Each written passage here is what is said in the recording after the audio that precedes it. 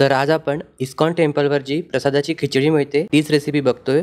गरमागरम खाऊन बघा, खूप छान लागते। तर यासाठी 1 वाटी तांदूळ आणि 1 वाटी मूग डाळ 2 ते 3 वेळा स्वच्छ पाण्याने धुवून पाणी निथळल्यावर स्वच्छ पाणी घालून साधारण अर्धा तास भिजत ठेवायची आहे। त्यानंतर मातीच्या भांड्यामध्ये 2 ते 3 मोठे चमचे तेल किंवा तूप गरम करून पाव चमचा मोहरी, पाव चमचा जिरं, 1 चमचा धणे, थोडीशी काळी मिरी, पाव चमचा बडीशेप, 3 ते 4 लवंग, वेलची, कलमीचा तुकडा, वेलदोडा, स्टार फूल, जावित्री, लाल मिरची आणि तमालपत्र याची खमंग फोडणी तयार करून घ्यायची। सोबतच कढीपत्ता, हिरव्या मिरच्या, पाव चमचा हिंग आणि आल्याची पेस्ट घातलेली आहे। भाज्यांमध्ये फुलगोबी, बटाटा, शिमला मिरची, पत्तागोबी, गाजर आणि बीन्स असे काप करून स्वच्छ धुवून यामध्ये घालायचे आहे। तुमच्याकडे ज्याही भाज्या अवेलेबल असेल त्या तुम्ही घालू शकता। यानंतर यामध्ये अर्धा चमचा हळद, 1 चमचा धणेपूड, 1 चमचा जिरेपूड, 1 चमचा लाल तिखट आणि चवीनुसार मीठ घालायचं आहे। वरतून कसुरी मेथी घातलेली आहे। हे मिक्स केल्यावर 1 टमाटर आणि थोडेसे मटार घातलेले आहे। त्यानंतर यामध्ये साधारण 10 वाट्या पाणी घालायचं आहे। पाणी घातल्यावर पाण्याला उकळी आल्यावर जे धुवून भिजत ठेवलेले डाळ व तांदूळ होती ती यामध्ये घालायची आहे। हे मिक्स करून